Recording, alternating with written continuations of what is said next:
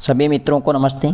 मित्रों, अपने बात करें राजस्थान कला संस्कृति नए जिलों के अनुसार, और अपना टॉपिक चल रहा है राजस्थान के प्रमुख संत संप्रदाय। आज की क्लास में अपने बात करेंगे निम्बारक संप्रदाय व चरणदासी संप्रदाय के बारे में। तो मित्रों, अगर आपको वीडियो अच्छी लगे तो वीडियो को अधिक से अधिक लाइक करें, शेयर करें, कमेंट करें और यूट्यूब चैनल को सब्सक्राइब करें। शुरुआत करते हैं आज की अपनी क्लास। निम्बारक संप्रदाय, देखिएगा मित्रों, निम्बारक संप्रदाय है। इस संप्रदाय के संस्थापक कौन है? तो ध्यान रखना, निम्बारकाचार्य जी। संस्थापक कौन है? निम्बारकाचार्य जी। निम्बारकाचार्य जी है। इनका जन्म अगर आपसे पूछे तो इनका जन्म होता कहाँ? तो आंध्र प्रदेश में होता। कहाँ पर होता है? आंध्र प्रदेश में। आंध्र प्रदेश में तेलंग ब्राह्मण परिवार में। तेलंग ब्राह्मण परिवार में। ब्राह्मण परिवार में, यह आपको ध्यान रखना है। यह जो निम्बारक संप्रदाय है, इसके अन्य नाम पूछे जाते हैं तो ध्यान रखना अच्छे से। निम्बारक संप्रदाय को द्वैत संप्रदाय, परशुराम संप्रदाय, हंस संप्रदाय, सनकादि संप्रदाय और नारद संप्रदाय और निमावत सात के नाम से भी जाना जाता है। निमावत सात के नाम से ध्यान रखना मारवाड़ में जाना जाता है। मारवाड़ में निम्बारक संप्रदाय को किस नाम से जाना जाता है? तो ध्यान रखना, मारवाड़ क्षेत्र में इसे जाना जाता है निमावत सात के नाम से। नेक्स्ट आपको ध्यान रखना है मित्रों, इनका प्रमुख ग्रंथ आता है वेदांत पारिजात। ग्रंथ क्या है? वेदांत पारिजात। इनके दर्शन ध्यान रखना, दर्शन को कहते हैं द्वैताद्वैत या इसी को कहते हैं भेदाभेद। द्वैताद्वैत या भेदाभेद। तो निम्बारक संप्रदाय के प्रमुख दर्शन क्या कहलाते हैं? तो द्वैताद्वैत, भेदाभेद, और ग्रंथ है वेदांत पारिजात। मुख्य पीठ की अगर हम बात करें तो ध्यान रखना मित्रों, मुख्य पीठ आती है वृंदावन। तो निम्बारक संप्रदाय की मुख्य पीठ प्रश्न पूछे तो वृंदावन यूपी। वृंदावन यूपी। अगर आपसे पूछे राजस्थान में, तो राजस्थान में यह प्रश्न कई बार पूछा गया है। निम्बारक संप्रदाय की राजस्थान में मुख्य या प्रधान पीठ है तो ध्यान रखना कहाँ पर है? सलेमाबाद। सलेमाबाद ध्यान रखना किशनगढ़ तहसील अजमेर ज़िले में। किशनगढ़ तहसील अजमेर ज़िले में, यह आपको ध्यान रखना किस ज़िले में है? अजमेर ज़िले में। राजस्थान में निम्बारक संप्रदाय की मुख्य पीठ है सलेमाबाद, किशनगढ़ तहसील अजमेर। यहाँ पर स्थापना की थी निम्बारक संप्रदाय की, वो की थी परशुराम ने, परशुराम जी ने। यह आपको ध्यान रखना। और ये जो परशुराम जी है, इनको 36वां निम्बारकाचार्य के उपनाम से जाना जाता है। क्या कहा जाता है? 36वां निम्बारकाचार्य। 36वां निम्बारकाचार्य कहा जाता है। तो राजस्थान में निम्बारक संप्रदाय की प्रधान मुख्य पीठ है, वो है सलेमाबाद, किशनगढ़ तहसील अजमेर में। और यहाँ पर इस पीठ के संस्थापक है वो परशुराम जी है, और इसलिए परशुराम जी को 36वां निम्बारकाचार्य कहा जाता है। यह आपको ध्यान रखना है, कहा जाता है।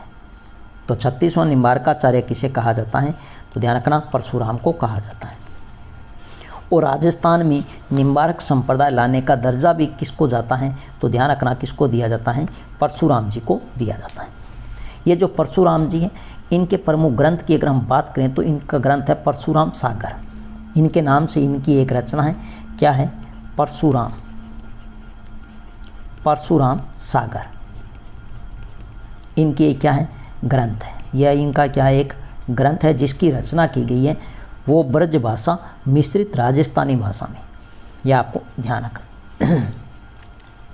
नेक्स्ट आपको ध्यान रखना है, जो निम्बारकाचार्य जी, इनके गुरु का नाम क्या था? तो इनके गुरु का नाम था हरिव्यास देवाचार्य। हरिव्यास देवाचार्य ने क्या किया? मुख्य 12 शिष्यों को इस संप्रदाय का कार्य सौंपा था, जिसमें से प्रधान थे वो थे परशुराम जी। मुख्य कौन थे? तो निम्बारक संप्रदाय है, निम्बारकाचार्य के मुख्य शिष्य है वो कौन है? परशुराम जी। यह आपको ध्यान रखना है। लेकिन कुल कितने शिष्य थे? 12 शिष्य थे। ये जो निम्बारक संप्रदाय है मित्रों, इसमें ध्यान रखना राधा और भगवान श्री कृष्ण की उपासना पर बल दिया। की उपासना पर बल दिया। यह आपको ध्यान रखना है। और इसमें ध्यान रखना युगल रूप में इनकी क्या की जाती है, पूजा की जाती है। नेक्स्ट आपको ध्यान रखना है सखी संप्रदाय। सखी संप्रदाय है मित्रों, इसके संस्थापक आते हैं हरिदास जी। कौन आते हैं? हरिदास जी। ये जो सखी संप्रदाय है ये निम्बारक संप्रदाय की क्या है, एक शाखा है। निम्बारक संप्रदाय की क्या है, एक शाखा है। निम्बारक संप्रदाय की क्या है, एक शाखा है। अगर आपसे पूछे सखी संप्रदाय है किस संप्रदाय की एक शाखा है, तो ध्यान रखना निम्बारक संप्रदाय की एक शाखा है और इसके संस्थापक है हरिदास जी। हरिदास जी। इसमें ध्यान रखना जो अनुयायी होते हैं वो सभी को भगवान श्री कृष्ण की सखी मानकर कृष्ण की आराधना में उनकी पूजा करते हैं। नेक्स्ट अगर मित्रों अपने बात करें तो नंबर 2 हमारे पास में आज की क्लास में है चरणदासी संप्रदाय। चरणदासी संप्रदाय है, इस संप्रदाय के प्रवर्तक है चरणदास जी। कौन है? चरणदास जी। ये जो चरणदास जी है इनका जन्म कहाँ हुआ था, तो ध्यान रखना डेहरा गांव। चरणदास जी का जन्म होता है डेहरा गांव अलवर जिले में। यह डेहरा गांव है, ये किस जिले में है, तो ध्यान रखना अलवर जिले में। अलवर जिले यहाँ पर जन्म होता है भाद्रपद शुक्ल पक्ष की तीज को। तीज या जिसे अपने कहते हैं तृतीया, 1703 में। कब होता है? 1703 में। यहाँ जो डेहरा गांव अलवर में है यहाँ पर इनकी क्या मिलती है, माला मिलती है, टोपी मिलती है, गूदड़ी मिलती है और चोला मिलता है। यहाँ पर इनकी ध्यान रखना टोपी, माला, गूदड़ी और चोला है जो आज भी यहाँ पर सुरक्षित है, पड़ा हुआ है।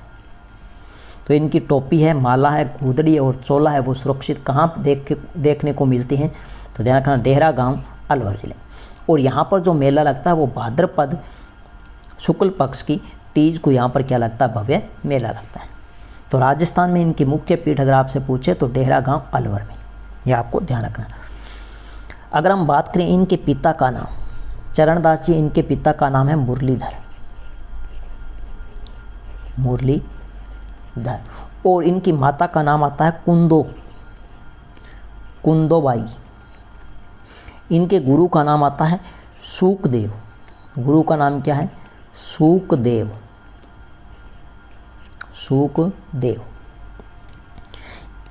चरणदासी संप्रदाय में जो अनुयायी है वो कैसे वस्त्र पहनते थे, तो ध्यान रखना पीले रंग के वस्त्र पहनते थे। कैसे पहनते थे? पीले। जबकि हमने पढ़ा राम स्नेही संप्रदाय में अनुयायी है वो कैसे वस्त्र पहनते हैं, तो वो पहनते थे गुलाबी रंग के वस्त्र, और यहाँ पर कैसे है? पीले रंग के वस्त्र। नेक्स्ट है इनके कुल कितने नियम हैं। नियम ध्यान रखना 42 है। कितने हैं? 42 है। विष्णोई संप्रदाय में कुल नियम कितने थे? 29। जबकि चरणदासी संप्रदाय में नियम कुल कितने हैं? 42। ऐसे ध्यान रखना जो डांगर होते हैं, पशु होते हैं, उनके पैर कितने हैं? 4। पशुओं के पैर 4 हैं और मनुष्य के पैर कितने होते हैं? 2। तो 4 और 2 42। तो चरणदासी संप्रदाय में कुल नियम कितने हैं? 42। जो चरणदास जी है इनके बचपन का नाम था रणजीत। क्या नाम है? रणजीत। ये भी आपको ध्यान रखना है। इनकी मुख्य पीठ महत्वपूर्ण है। इनकी मुख्य पीठ है वो कहाँ पर है? दिल्ली में। कहाँ पर है? दिल्ली में। दिल्ली। और यहाँ पर इनकी क्या हो जाती है? मृत्यु हो जाती है। यहाँ पर इनकी क्या हुई? मृत्यु हुई, और मृत्यु हुई थी 1782 में। 1782 में मार्गशीर्ष कृष्ण पक्ष की सप्तमी को। ये जो चरणदासी संप्रदाय इसमें उपासना किसकी की जाती है? उपासना वही भगवान श्री कृष्ण और राधा जी की यहाँ पर क्या की जाती है? उपासना की जाती है। राधा और भगवान श्री कृष्ण जी की यहाँ पर क्या की जाती है? उपासना मतलब पूजा की जाती है। नेक्स्ट अगर हम मित्रों बात करें तो चरणदासी संप्रदाय है, तो संत चरणदास जी इनके प्रमुख ग्रंथ कौन कौन से? तो ब्रह्मा ज्ञान सागर इनका ग्रंथ है, ब्रह्मा चरित्र इनका ग्रंथ है, भक्ति सागर है, ज्ञान सौरोध्य इनका क्या है, प्रमुख ग्रंथ है। इनके ध्यान रखना प्रमुख कुल कितने शिष्य थे, तो इनके कुल कितने शिष्य थे, 52 शिष्य थे। हमने पिछली क्लास में बात की 152 शिष्य, 152 शिष्य। तो ये किस संप्रदाय के थे, तो दादू दयाल संप्रदाय के थे। दादू दयाल जी के कुल कितने शिष्य थे, तो 152 शिष्य थे। चरणदासी संप्रदाय में कुल कितने शिष्य हैं, तो 52 शिष्य हैं। और 52 घाट की हमने बात की थी, कुल 52 घाट किस झील के किनारे हैं, तो पुष्कर झील के किनारे है। पुष्कर झील के किनारे क्या है, 52 घाट है, के किनारे क्या है, किनारे क्या है, तो 52 घाट है। कितने घाट हैं, 52 घाट है, 52 क्या है, घाट है। ये किस झील के किनारे हैं, तो पुष्कर झील के किनारे। अब ये जो इनके 52 प्रमुख शिष्य, इनमें से मुख्य ध्यान रखना, एक आती है सहजोबाई। कौन आती है, सहजोबाई। तो महिला शिष्य एक तो सहजोबाई और दूसरी आती है, वो आती है दयाबाई। कौन आती है, दयाबाई। दयाबाई।